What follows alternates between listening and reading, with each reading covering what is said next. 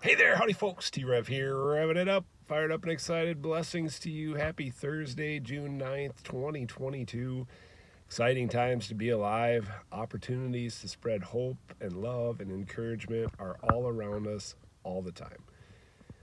I wanted to talk briefly today about something that I was reminded of, a statement I was reminded of that was made by Bill Johnson, who leads a church in California. And I heard the statement years and years ago, and there's so much truth in it. I wanted to share it. I was listening today to a message that a preacher named Dan Moeller was a message he was preaching on, and it reminded me of this statement. And the statement was, we cannot afford to have a thought about ourselves that God doesn't have about us.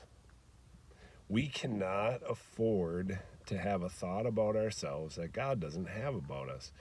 And there's a lot of confusion and deception surrounding around the ideas of the thoughts that God has about us. But God's thoughts about us are all reflected in God's thoughts about Jesus as Jesus walks the earth. This is my son with whom I'm well pleased. As a matter of fact, we are the righteousness of God through Jesus Christ. We are holy and pure because of Christ. When we walk in the Spirit and we are of the Spirit, we reflect and are the glory of God. And so if we're having thoughts that I'm less than, or I'm not worthy, or I'm not, good enough, or I am this, or I am that, and it doesn't reflect the character of God, then we're lying to ourselves, and we can't afford to have those thoughts because they will give a toehold to the enemy in our mind, and we will spiral down, and our understanding of the identity that we actually have will crumble.